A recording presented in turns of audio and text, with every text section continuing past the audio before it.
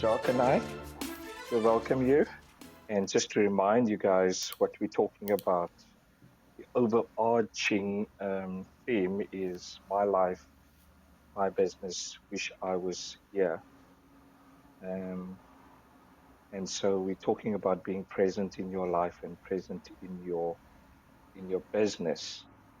And we're going into our third week where we talk about energizing strategies in setting goals and the different levels. And so last week, Neelan um, gave us three questions. Jacques, you still remember the questions? um, as you remember them. But the first one I think Neelan asked is okay. So this thinking, this framework, how does it impact on short term, medium term, and long term goals? That was the first one he asked, and then he asked, well, what happens if he's stuck? If he's stuck in a rut, what do you do then? And it's quite an interesting one that I look forward to debating. And then the other question he framed was, how will I measure the success of achieving my goals? And I think that one in particular is open to the audience. We're going to ask the audience to give us some some input from their perspective. Starting with impact of our framework that we've introduced in terms of just how you engage with your short-term, medium-term, and long-term goals. It's a wide open question. I'm gonna give it a crack.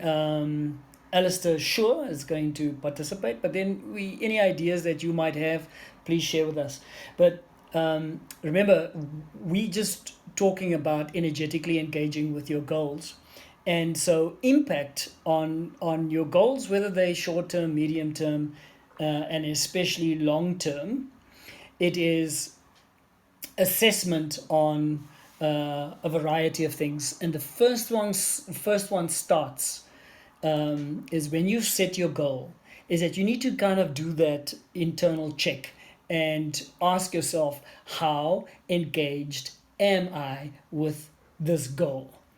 And there's a mini framework within that question, and it comes back to maybe something I shared last year, but I've said this thing. Now, how willing am I to do what it takes to achieve this goal? Got a car, and if you want to rate it, I mean, when you're dealing with coaches, we like the rating system. From 0 to 10, rate it. If it's not a 10, you have a problem. You know, but the other thing is when you set your goals, is the desire.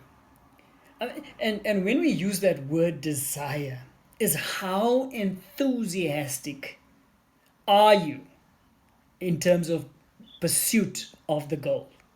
That level of enthusiasm, it's like it builds such a level of anticipation that you can't wait to start.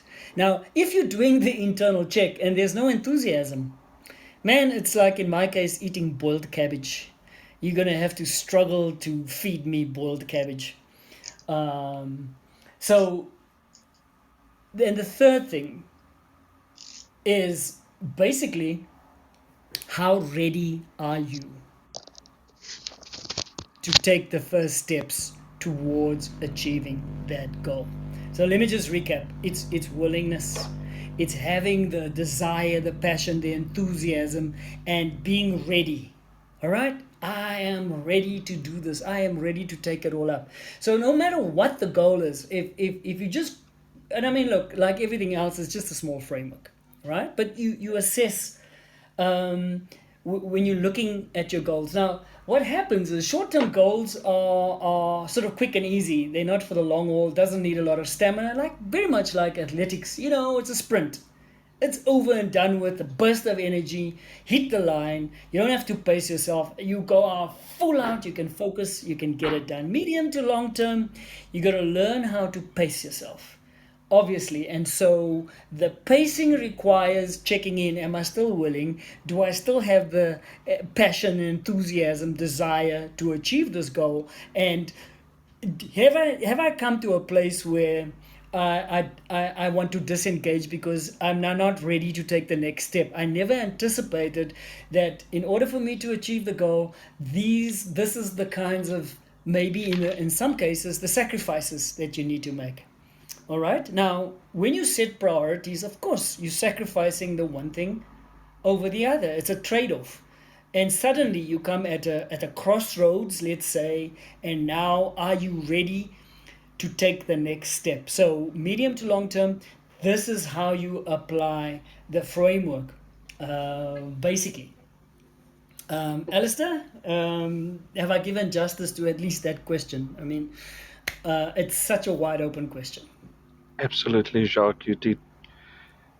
Um, no, you didn't do justice, and I mean that in a good way. Um, so let me say it positively. Jacques and I, we're good friends, um, so it's based on your last statement. It's such a broad subject, and so any part that we take, like you took on a section of that conversation, is only a part of it, and in that way, I say you haven't done justice. Have you done a good job in just telling us about that part? Yes, absolutely, you have done justice. There's a remember, Jacques. There's a formula that we used when we talk about readiness, and we can use it for readiness for change, readiness to experience your purpose, etc. And maybe I can briefly give it to you, and not to extend it. Would that be, Jacques, the DVP? Oh, absolutely. Yeah, Love the yeah. formula. So if you can write it down, guys, just take it's a DVP. It's D times V times P is equal to readiness for change, readiness um, to move forward with your purpose. And the D stands for, and again, Jacques says, we love rating, and we love bad ratings because that creates work for us, as coaches, same like psychologists and doctors. But your D, um, and not to create confusion, I'll use the D differently, Jacques, is how much on a scale of 0 to 10, how much how high is your desire to live purposefully? So if it's a 1, then it means you're okay with where you are. You either have no purpose and you don't care, or you have you don't have a clear purpose and you care deeply that it becomes clear. So where do you sit on your rating for a desire for to live purposefully? Um, 9, 10 is very high. I really need to live purposefully. 0 to 1, and those low scores are, I don't care. I My desire is not big, right? Then the V stands for how clear is your vision. Um, Again, 0 to 10. How clear is your vision? 0 means I have no vision. I look like into a wall. I can't even see. Um, A 5 is I look through a window, but it's a frosted window. I can see movement on the other side, but I really don't know what it is. A 10 is it's very, very, very clear. And just to get you to explain to you how clear it is, with some of my clients, I spent recently a client said we spent 3 months of 2 sessions a month on just clarifying their vision, their purpose. That's how serious I am. And so if you spend that much time, you're most probably on a 10. So how clear is my vision? And the P stands for a scale of 0 to 10. How how much of a plan do I have in place? A strategy. 0, I have no plan. I just lick my finger in the morning and I put it in the wind and I see which way the wind goes, and that's where I go, right? But the 10 is you've got a very, very detailed plan, um, and so if you multiply that by 10, it's out of 1,000, and you can just rate yourself out of 1,000. and we're not going to do it now, but it would be great to hear people, even if you contact with Jacques and you contact with me, just WhatsApp us and say, this is my score. So how clear is your vision? How clear is your how high is your desire to live purposefully? How clear is your vision, and how much of a plan you have? And if you multiply all of that, it is out of 1,000. And so let's say you get 380 out of 1,000. That means if you have 38%, you are 38% ready to live purposefully. And it's just a formula. It's a start of a conversation. Thank you, Jacques. Over to you. Thank you, Alistair. Um, then to move on, so that we get through these questions, and then we can throw the floor open. Let's just do the second question. The question here is, Alistair, is what if you stuck? You suddenly hit the barrier. Uh, in terms of pursuing the goal. So what do you do?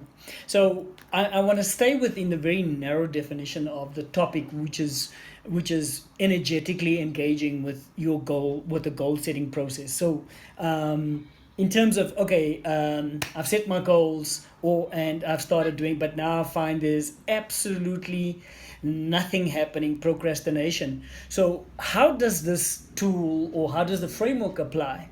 Now, typically, remember the two things to look out for that drains your energy towards your goals is to sit and assess. Okay, I'm making no progress. I'm stuck.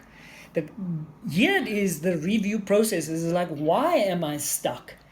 Am I stuck because there's an immovable, insurmountable barrier in place? Is it real, or is it my perception? All right, got to ask yourself that question. And whether it's real or not, do I think I am totally overwhelmed and I make the decision that it cannot be overcome? I think I've come to the end of what I can do. The rest, I just got to kind of leave it up to God now, because that's it. And I stop in particular. Or even deeper still, when it comes to goals, is to then you reach a point in your journey towards that goal where suddenly the voice in your head, your inner critic, tells you you are not good enough for the next stage. And unfortunately, you might be giving that voice not just the permission, but you taking the instruction and you obeying it. As to know, are you listening to the voice? And by the way, you could be getting external voices, those around you, in your community, in your circle of influence, having all kinds of opinions. Now, it may come from a good place. Let's say your goal is to start your business. Let's do the big one, right? Your goal is to start your business this year. Family and friends, well-meaning, are so worried that you will fail that they try and talk you out of it. And that then connects to your inner critic, and you say, well, these people are giving me this kind of advice, they must be right. And you agree. And then you become stuck in a rut. Or it's an external thing. You've run out of finances, right? Can't move forward. Now you've reached that point. So I want to circle back to that level, that that level of that we talked about, that focus, taking the responsibility for the outcome, and to such an extent that your mindset is nothing is going to prevent you from achieving your goal. So if that's the case, and now you hit a financial slag, you don't stop and say, well, this one is important, so this one will stop me as a bad. No, it's the same thing. What do you do to go around it, go over it, obliterate it? Because your level of engagement is that high that you refuse to give up. Your mindset is such that you've already won in your mind. So the physical barrier is just something to address. It's just a challenge to overcome. It's not insurmountable. So you can see, in essence, is assess where you are at. Are you overwhelmed because of the circumstances that are prevailing, or are you overwhelmed because of what you are saying to yourself? What is that narrative to yourself? Have you talked yourself out of doing it because you no longer feel good enough to get the job done? Suddenly you're now entering such unfamiliar territory that it affects the next step on your journey, or it affects your readiness to take the next step, right? Because this will fluctuate as we go along. So those are just a couple of things, and because I've kind of given you an indication, Alistair, if you like, we can throw it open, but can you supplement what I've just said? Um, n- no, I think you've done justice. Nothing to add. Maybe we can ask people to contribute Mm-hmm. comments.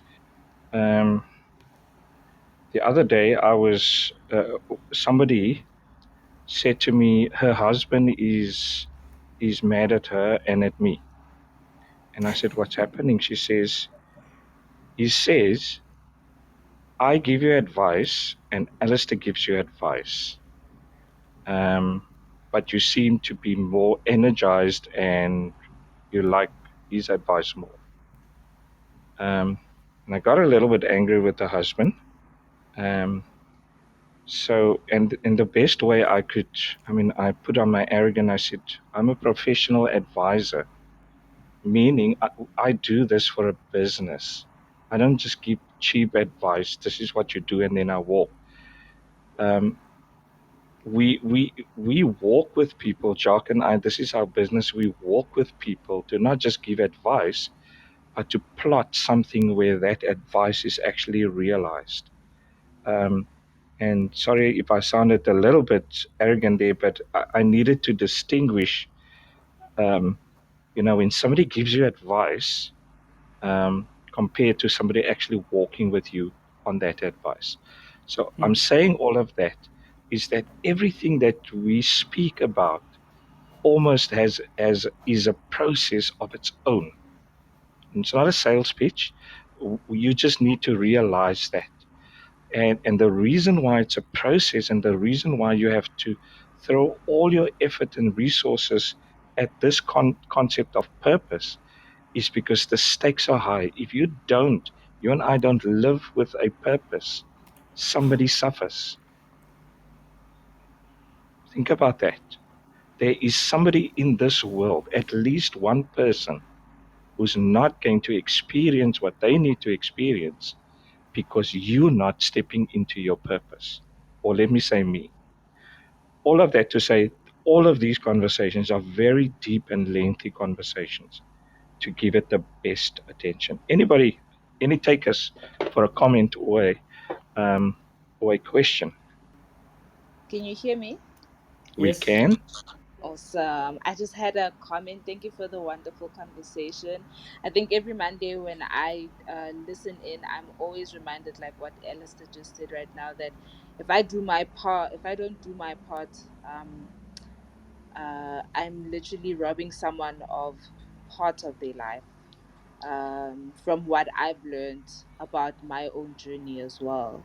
So, in the way I share stories or in the things that I create, it doesn't always have to be big. And I think that's another a reason why we give up so easily, because we think everything we do has to be so big. And we don't notice when even the small things that we're doing, they actually have a larger impact. So Mm-hmm. that's something I keep on reminding myself of every day, especially now because I'm focusing on committing to my habits, like waking up at 5 o'clock in the morning, so that I'm on time for work, Jacques. I'm trying my best. Mm-hmm. Is Sneaky, Jacques behind sneaky. that, Mpo? No, it's me. I love being early for work. I love what I do. because like I would have never found these conversations if I wasn't working here, I think. So everything is always linked. You guys decided to do the clubhouse, so you're impacting my life and all the other 15 people that are here. So that's just an example all on its own already, of just doing something small and then taking the data that you're getting every single time you do it and perfecting it as you go. Yeah, so just start basically is what I've really learned, and use the data that you're getting from how you started, how it's going, reflect, and then make the changes little by little. Thank you, Paul. And it does help if you have Jacques on close by. Um, True. yeah, and I'm sure he benefits from you also being close by.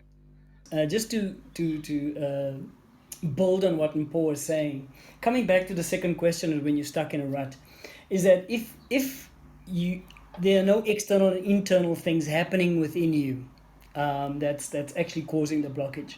One of the great things to remember is, um, we talk about is literally answering the question, how do I eat this elephant, right? And we all know, as of by chorus, even though you're not saying it, you're all telling me right now it's one bite at a time. But what exactly is that process? And we're saying is that another little tool, and we use it within we call it an aim smart tool. We're talking about identify your, if you can't start, identify the exact first step. What will it take for me to move in this direction? And literally you break it down to, it could be a 2 minute to a 5 minute activity.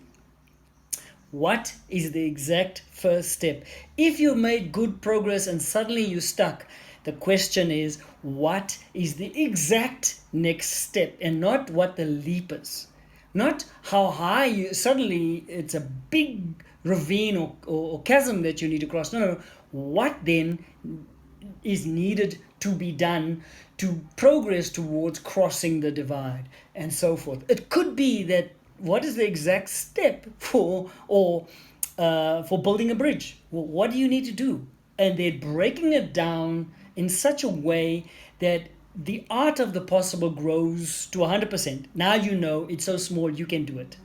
You know, so just to add a little bit on, that second point, being stuck is, it is literally break it down, chunk it down. Some others would say chunk it down into discrete, tiny little steps, right? Thank you, To Jacques.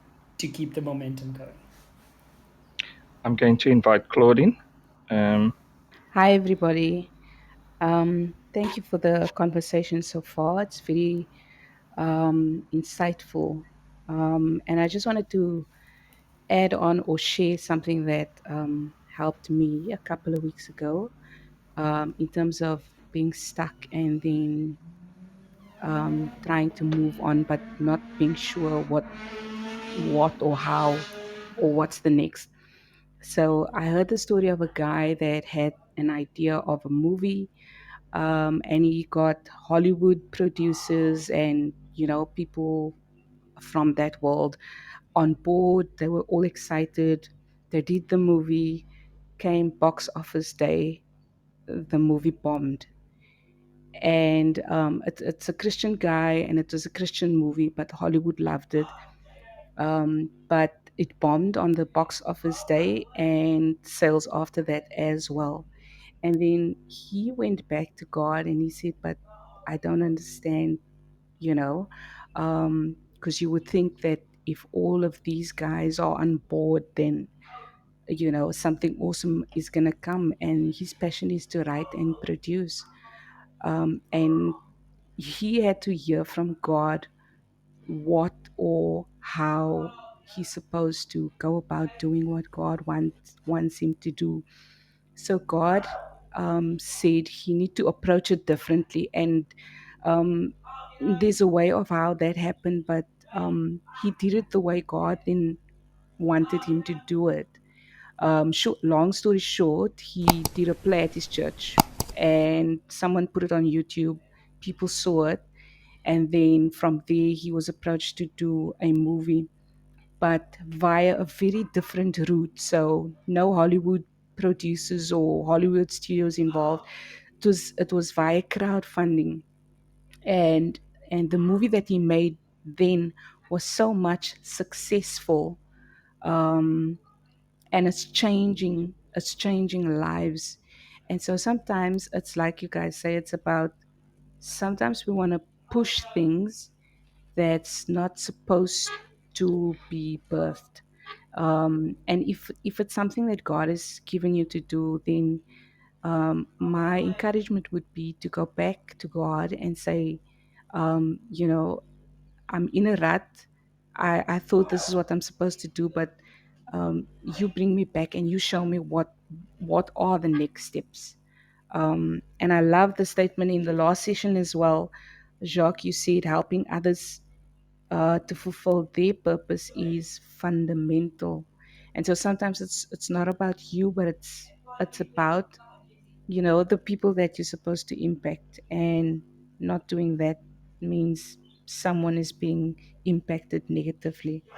So I don't know if that helps. I just wanted to share that. Thank you, Claudine. I love it when people are so wise, and then they end off saying, "I don't know if that was helpful." Yes, it was, Claudine. Thank you, Um, Claudine. so, guys, I see a few hands, but we also very just simply come back next week. Um, I'll finish with this story. I was watching a program. It was a Western Cape small township, and the town's council or the mayor or something of that was 15 years old. It's a current story. And they interviewed him, and he said, "Why is this important to you?" And he said, "I realized that every person in this community's purpose hangs onto my purpose as a mayor. So if I don't do what I need to do, there are going to be many people that suffer." And then he said positively, because I believe I'm doing what I'm doing, many people will win. And that's what I talk about. The stakes are high for us to live with purpose. Jacques, thank you. I greet you. I tell you what, two things that's on my mind for next week, and I'll still decide. The one thing is kind of related to the second question. How do you remain present in your life and your business when you are seriously disrupted by some event? And so I think we were all rudely disrupted over the last 2 years. So that's the first one. How do I remain present in my life and in my business? The other one is the concept of self-sabotaging our goals and our purpose. The things we do, and I've got a list here. And I tell you what, if I go down this list, I'm thinking of friends, I'm thinking of myself. The things we do to sabotage us reaching our goal, and it's called self-sabotaging. And we know we've got a goal, but we do other things in order for us not to reach a goal. It's a very strange phenomenon. So, Jacques, if it's okay, I'll make the choice for one of those for next week. What do you say? No, perfect. The thing about it is quite we honing in on um, actually making a difference, engaging in your life, making the difference, continuing with that. And I love it, building momentum towards all of that. So let's continue. And I think there's so many facets to explore to encourage us all to keep going. God has called us in some way. Let's keep going. So, of course. So we do encourage you keep strong, live with a purpose, and we'll chat to you next week.